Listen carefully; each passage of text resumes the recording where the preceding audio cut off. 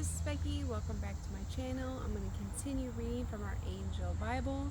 We're going to talk about famous historical angel visions. So, within the section are accounts of some of the most famous angel visions through the ages, taken from the words of Ezekiel, Enoch, St. John, and Daniel. They include visions of the highest heaven containing the throne of God. So Daniel says, "As I looked, thrones were set in place, and the Ancient Days took his seat. His clothing was as white as snow, the hair on his head was white like wool. His throne was flaming with fire, and its wheels were all ablaze. A river of fire was flowing, coming out from before him. Thousands upon thousands attended him. 10,000 times 10,000 stood before him." Daniel 7:9-10. Then we have from Enoch. "And I looked and saw therein a lofty throne.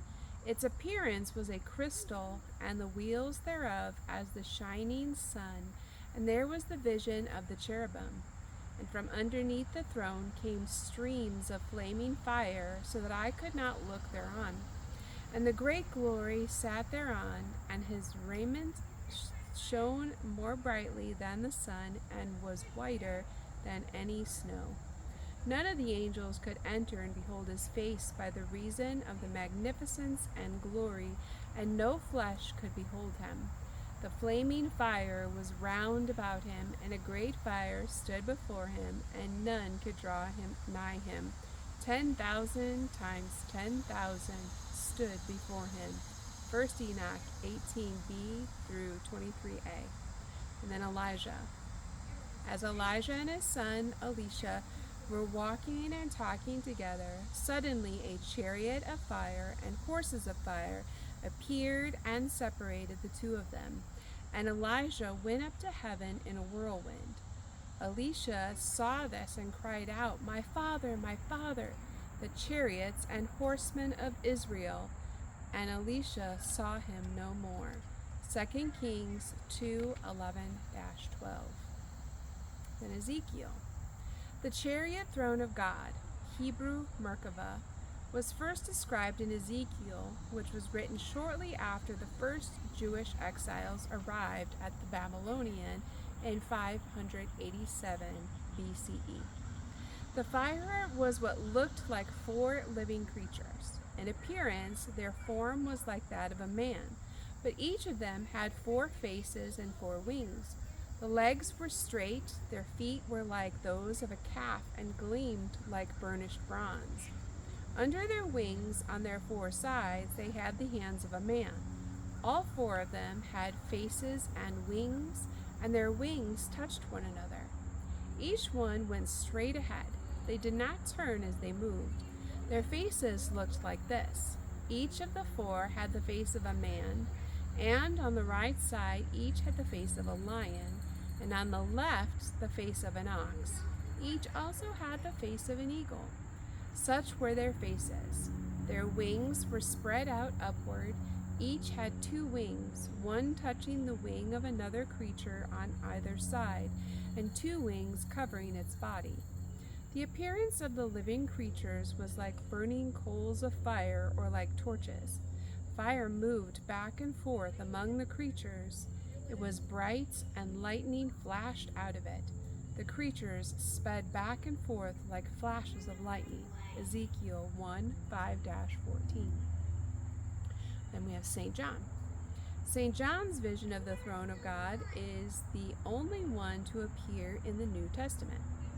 "At once I was in the Spirit, and there before me was a throne in heaven with someone sitting on it.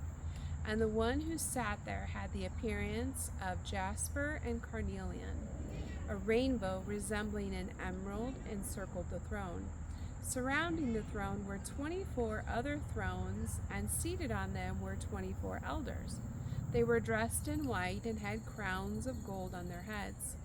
From the throne came flashes of lightning, rumblings, and peals of thunder. Before the throne 7 lamps were blazing. These are the 7 spirits of God. Also, before the throne, there was what looked like a sea of glass, clear as crystal.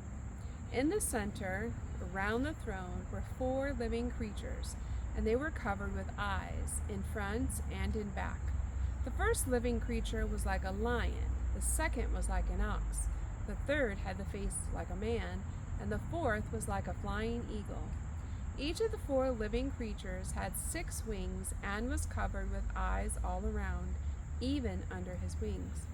Day and night they would never stop saying, "Holy, holy, holy is the Lord God Almighty, who was and is to come." Whenever the living creatures give glory, honor, and thanks to him who sits on the throne and who lives forever and ever, the 24 elders fall down before him. They lay their crowns before the throne and say, "You are worthy, our Lord and God, to receive glory and honor and power, for you created all things, and by your will they were created and have their being." Revelation 4:2-11. Then we have Hildegard of Bingen, I think is how we say it.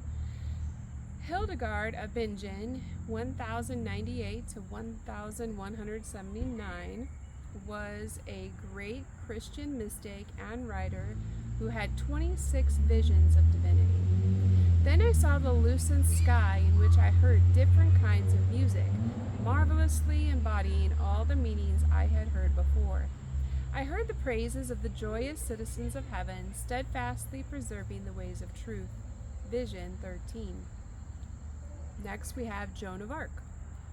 When Joan of Arc, 1412 to 1431, was 12 years old, she began to hear heavenly voices inspiring her to save France. One of these voices belonged to Archangel Michael.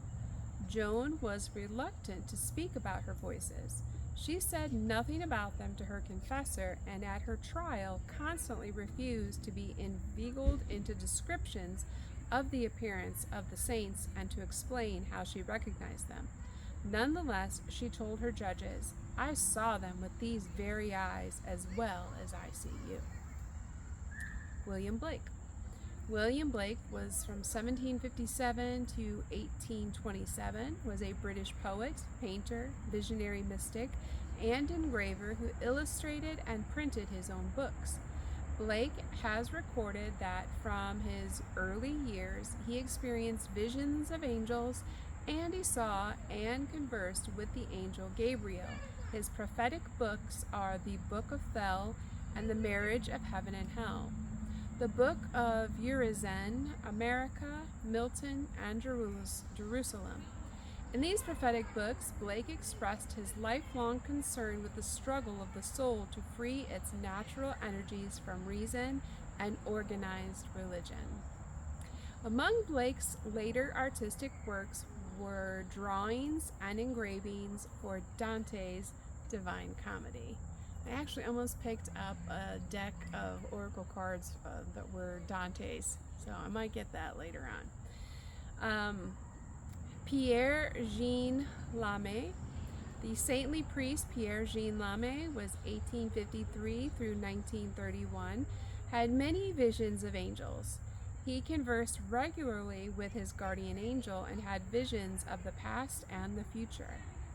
Their garments are white, but with an unearthly whiteness. I cannot describe it because it cannot be compared to earthly whiteness. It is much softer to the eye. These bright angels are enveloped in a light so different from ours that by comparison, everything else seems dark. When you see a band of 50, you are lost in amazement. They seem clothed with golden plates, constantly moving, like so many suns. Next, we're going to talk about modern angelic encounters. So visions of angels have not been restricted to times long past. There have been many more recent reports of angel visions. Angel of Mons. So during the First World War, a legend arose out of the Battle of Mons. Although eyewitness accounts concerning the Angel of Mons do vary, something mystical happened that day, and amazingly, it seems that more than one person witnessed the event. The Battle of Mons took place on August 23, 1914, in Belgium. During the first desperate clash with the advancing German troops, St. George had a host of phantom bowmen stopped the Kaiser's troops. Other soldiers claimed to have seen Archangel Michael leading an angelic army. Some soldiers saw 3 glowing beings with wings, while others claimed angels threw a protective curtain of light around the British troops.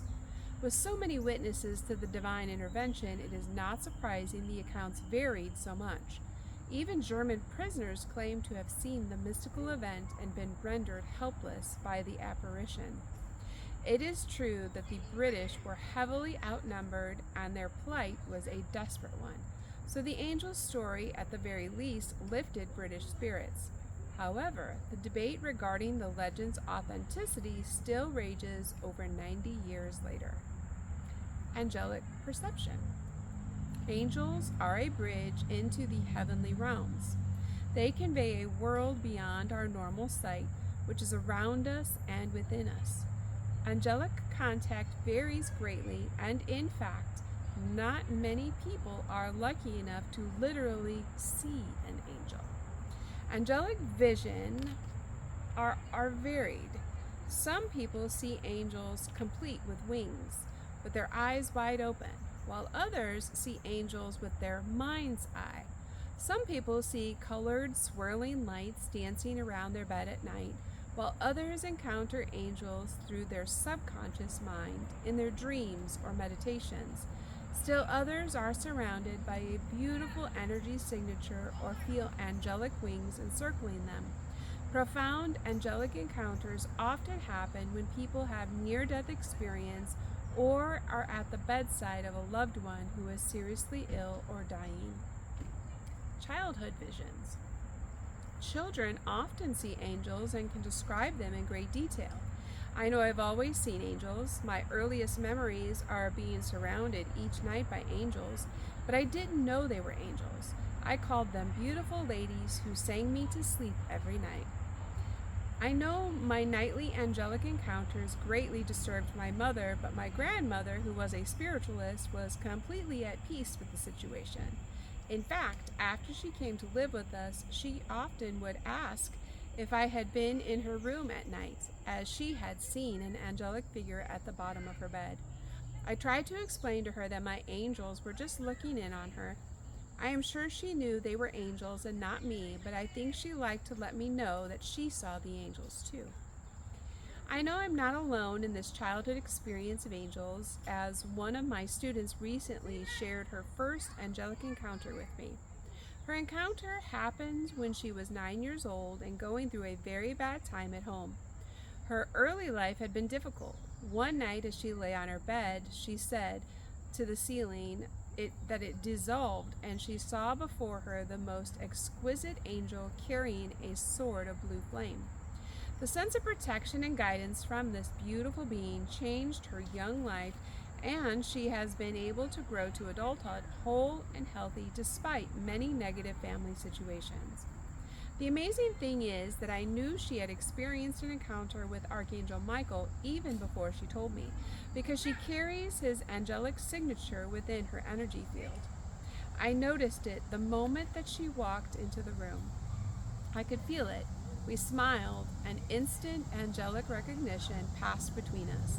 I say amazing, but in truth, when you open your heart to the angels, your life can be filled with wonder, love, and miraculous joy. Celestial vision.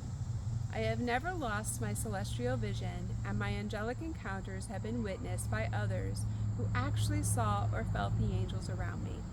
My angelic encounters have been featured in other angel books, women's magazines, and on television. If I was to recount them all, it would fill this book.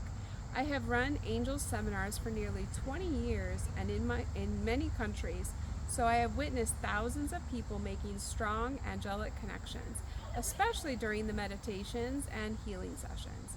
I also asked my Crystal Course students for some of their angelic experiences. Here are 3 from 100 that I received. So first we have Fran's angel story.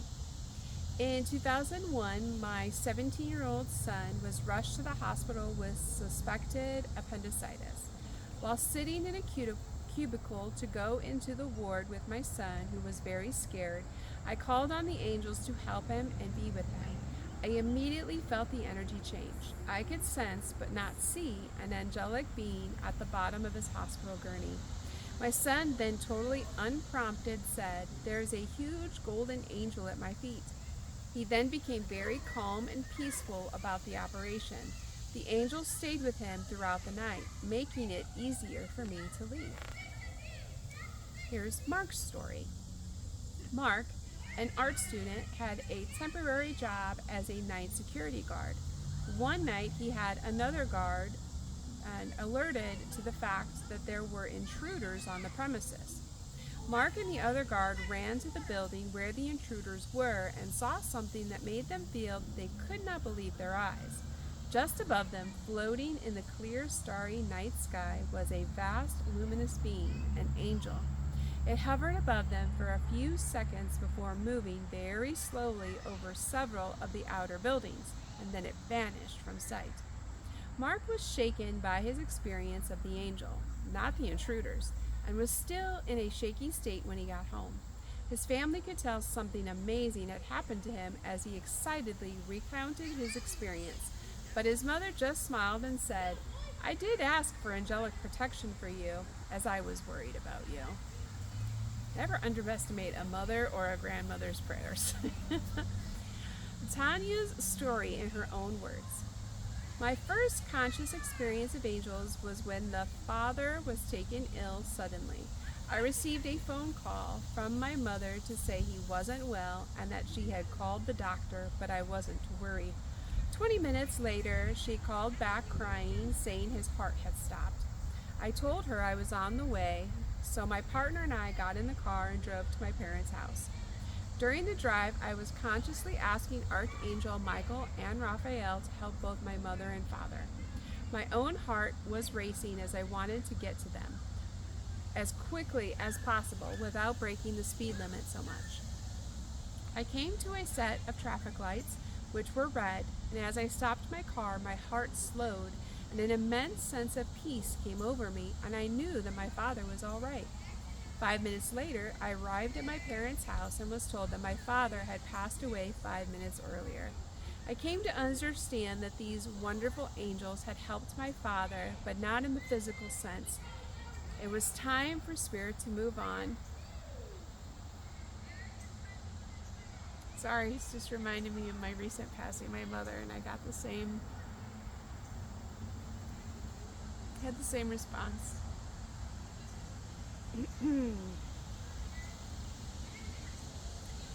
It was time for his spirit to move on, and Archangel Michael and Raphael had guided him on his way.